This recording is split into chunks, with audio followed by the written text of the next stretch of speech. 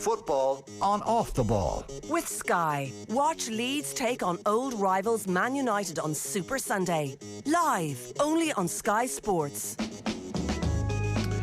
So Rangers still leading Borussia Dortmund by 4-2 in the Europa League in the final stages in Germany. That'll be a huge win for Gio Van Bronckhorst's side. I'll keep you up to date with all the scores in the Europa League and the Conference League throughout the evening, but it's just gone 7:30. John Giles is with us. Evening, John. Evening, Nathan. So credit where it's due. I think you called exactly what was going to happen with Antonio Conte at Tottenham. I don't know if you expected it to happen quite this quickly, but he gave an interview to Sky Italia this week, very upset with what happened in the January transfer window. 4 important players left, 2 have arrived, so even numerically, instead of strengthening yourself, you may have on paper weakened. He's got them in the mix for the top 4. Results have been very inconsistent, but it already seems he's incredibly unhappy with the club's ambition. Oh, definitely. The words he used, Nathan, was like he said to improve the squad. This was in the window. In fact, made it worse. They're selling young players, and you know they can develop players that they can develop and grow. And in other words, what he's saying there is they want young players in that can develop and grow, and they become more. They can sell them afterwards. That's what I think he's saying. He said, I realise now that this is the vision of the club. That means buy young to sell. That's my take on that. And that's Daniel Levy's vision. So he's got a difficult job there, Nathan. I think he's surprised himself now at the situation because I think he bought 2 youngish players in the window, but they sold about 4 or 5 players. And I think what he's saying is that the vision is that we buy young players, concentrate on them, and then sell them. That's what I think he's saying. And that's always been Daniel Levy's vision, Nathan. So then, should we have any sympathy for Antonio Conte? Because that has always been the way at Tottenham. How could he have expected it to be any different? It depends, I think, what he was told when he was applying for the job.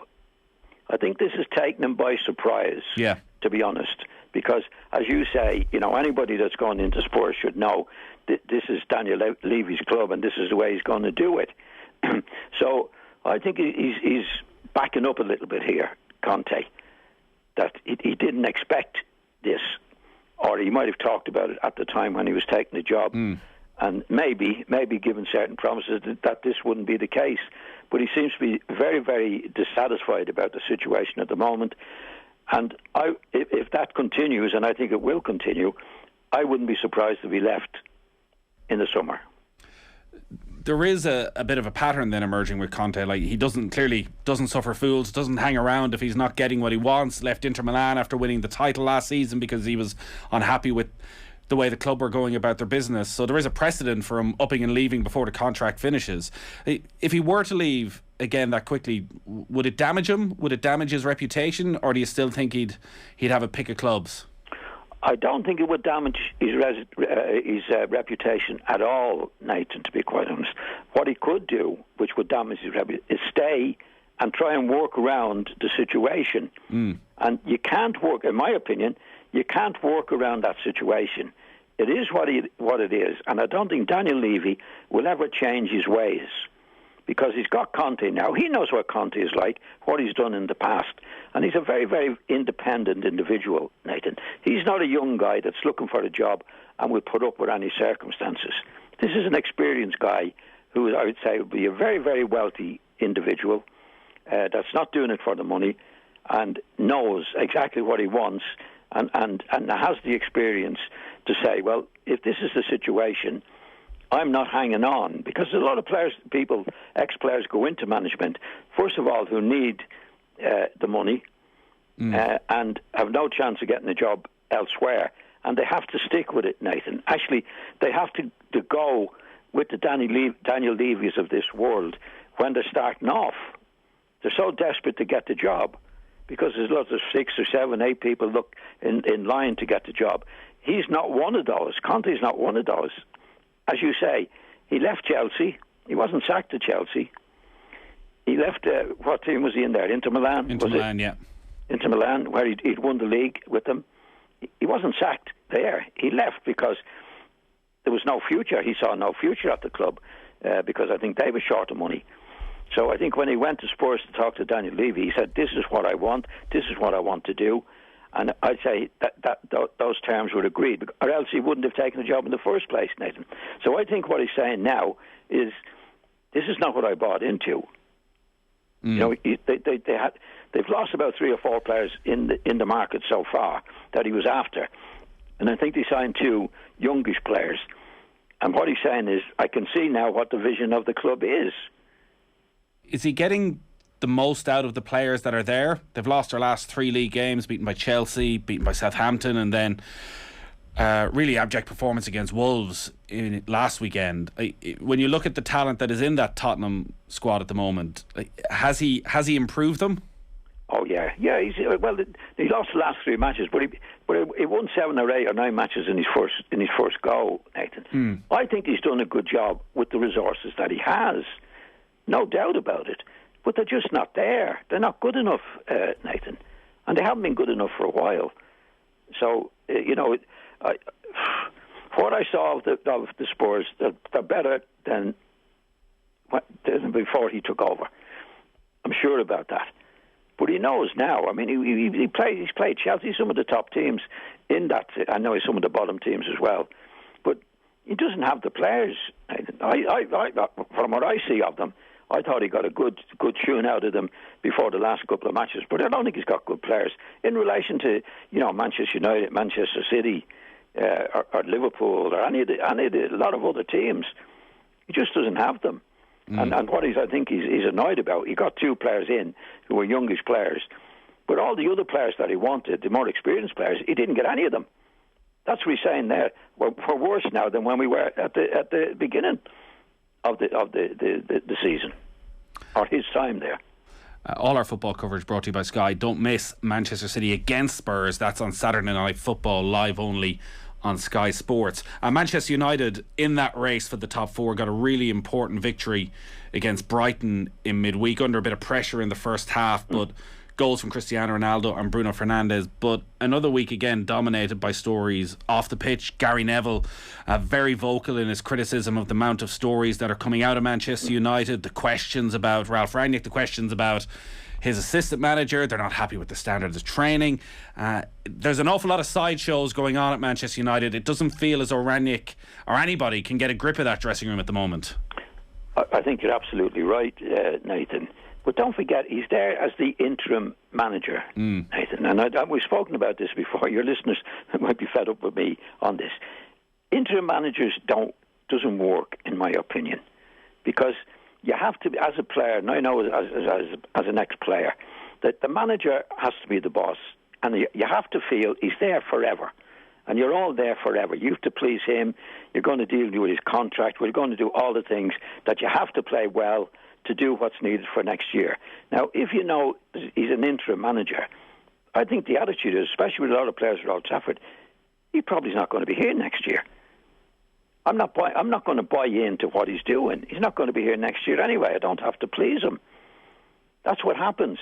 My friend, as a player, and I was at Leeds particularly with Don Rooney, you're there forever, together, forever. That's how you build up the team spirit and the morale and all the various things. Whereas, in my experience in football, there's a lot of players on the pitch. Say, when I was playing for Leeds, I didn't agree, say, with what Jack Charlton wanted to do, right? Me and Billy Brown were coming back too deep. We don't want you back there, right? That would be in the team talk. And Don Revy would say, "Okay, Jack, we heard what you said, but in future, if John and Billy are there, you give them the ball." Jack didn't like that, but he did it because John was the boss. Yeah. Or if, in my situation, "John, I don't want you to do that. I want you to do that." A few things I didn't agree with, but well, he's the boss. That's what I do. But if he was an interim manager, right, and I knew he wasn't going to be there next year, I could say, "Well, yeah, I'm listening to you, but I'm still going to do what I want to do myself." That's what happens, Nathan, And he's amazing, some of the things I just read, what he did just during the week, where they were losing the goals, they were 1-up and then losing late goals. Yeah. And he said,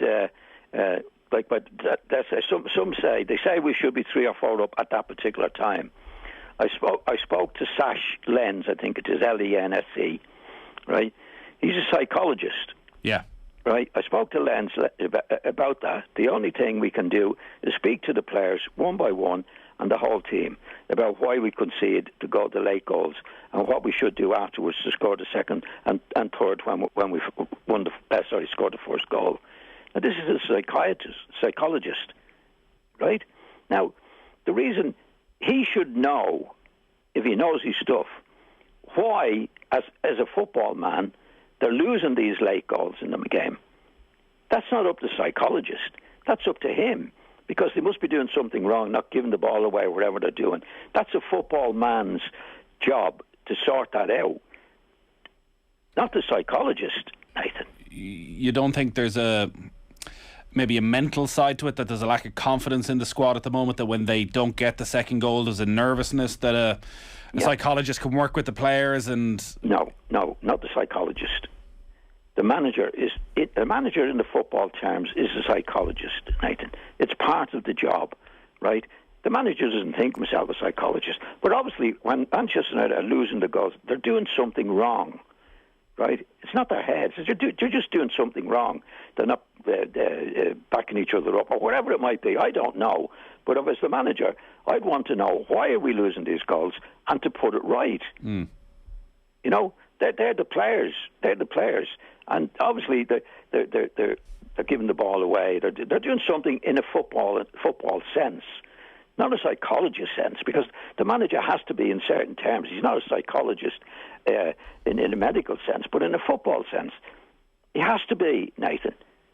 You know, like if they're losing goals, it could be, say, Ronaldo's fault for not chasing back, for example. Yeah. Right. It might be Fernandes' fault for not doing something, by not giving a simple pass, giving it away, trying to be clever, whatever it might be. That's him watching the game. And as a manager, that's what you have to sort out. Don't do that again. I don't want you to do that again. You're not to do it again. It's wrong.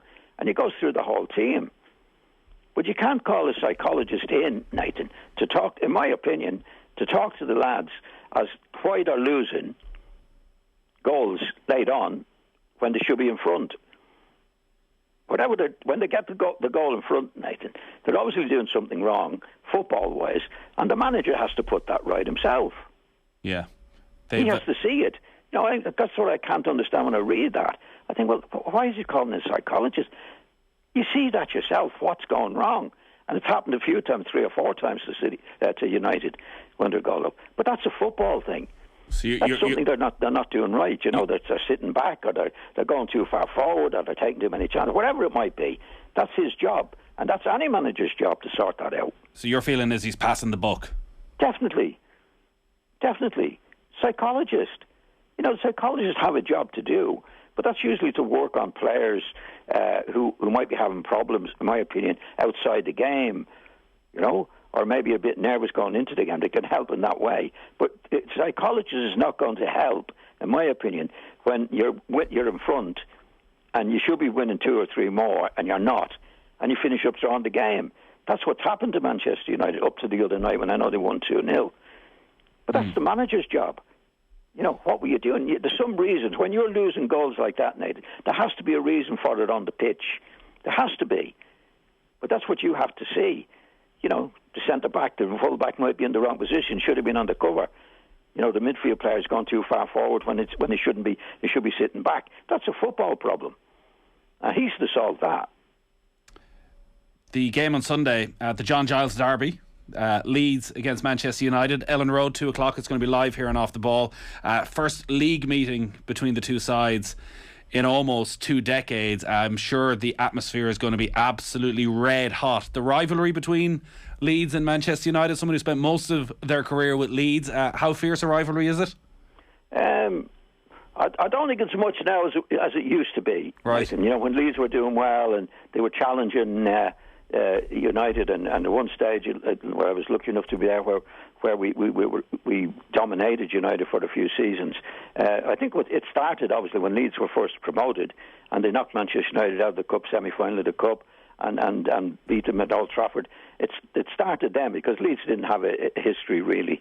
Now, so Leeds have gone out of it for a while now. I know they're back in the second season in the first division in the Premiership, but I think that rivalry is not as intense as it used to be, because, you know, I think Manchester United wouldn't see Leeds as potential winners of the league or anything like that at the moment, Nathan. But it'll still be a tough game. It'll be a tough game for Manchester United. Leeds at home, they're not going so well. They've had a couple of injuries as well, Nathan. But there will be a rivalry there, but it won't be some of the bitter stuff that in the old days. Just on the Champions League this week, before we finish up then, Liverpool grounded out last night against Inter Milan. Manchester City, like 5-0 away from home against Sporting Lisbon. Are City your favourites for the Champions League? Well, they won 5-0 away from home. I don't think City are playing as well as some of the results suggest, Nathan. Now, that might sound a bit odd, but the other night when they went 3 up, they weren't dominating the game in a way that you'd be 3 up. I mean, they took their goals very, very well indeed. But it didn't look to me like a 5-0 game, you know? Now, I might be wrong. I've said that a couple of times about their wins this year. I think they played one match. They didn't play particularly well and won. But they're doing their stuff. There's no doubt about that. Is it just the way they play? Is it just the style? It's a very different style from, say, Liverpool, who are always looking to force it and looking to capitalise on turnovers, whereas Manchester City, there's a real patience the way they play. They just trust the routine and the rhythm and the repetition that eventually the opposition will switch off and they'll take advantage. Yeah, well, that's a fairly good summing up, Nathan. But the opposition have to switch off. You know, like even the other day, I think they went 3 up, and I thought, they're not playing that well to be 3 up. They scored some spectacular goals. I mean, Bernardo Silva's goal was a cracker, and so was Sterling's. But you're looking to watch it. I got that 3 up, they're 4 up, 4 up at half time. And I thought, I didn't think they were playing that well, but that's only my take on it. Obviously, you have to be playing well enough to score the goals, but I didn't think it was a 4-0. And some of the matches, even in Norwich, there they won. I think it was 4 or 5. Didn't look like it to me. But as you say, that's the way they play. They haven't got a recognised goal scorer, but they're doing their stuff in a big way. I thought Liverpool's match was a much more difficult match the way it was going, Nathan. You know, Inter Milan made it difficult for them. But I looking at it, I would say that if I was a Liverpool or a neutral, I am a neutral, I thought Liverpool played better to win it 2-0 than City did to win it 5-0. And they were both 2 good wins, don't get me wrong, and 2 very, very good wins. Are they, so talking about favouritism, are City and Liverpool, from what you've seen through the group stage and the little bit of the knockout stages, are they the 2 best teams? Are they ahead of Paris Saint-Germain? Yeah, I think they're the 2 best teams in it, Nathan. Definitely. If they avoid each other, it could be a final again. I think that the performance I've seen so far, the 2 best teams I've seen are definitely Liverpool and Manchester City. All right, John, we'll chat a lot about Leeds against Manchester United next Thursday night, I'm sure, and also plenty more Champions League to come. Manchester United, Atletico Madrid among them, and Chelsea in there as well. But John Giles, great stuff as always. It's Thursday. Thanks, Nathan. John Giles with us every Thursday, 7:30 here on Off the Ball. If you miss any of that, just get onto the OTB Sports app, subscribe to our football podcast, and you get John Giles straight to your phone every Thursday evening. Up next after 8 o'clock, we're going to be chatting with Sonny Bill Williams. Football on Off the Ball with Sky. Don't miss Man City versus Spurs on Saturday Night Football, live only on Sky Sports.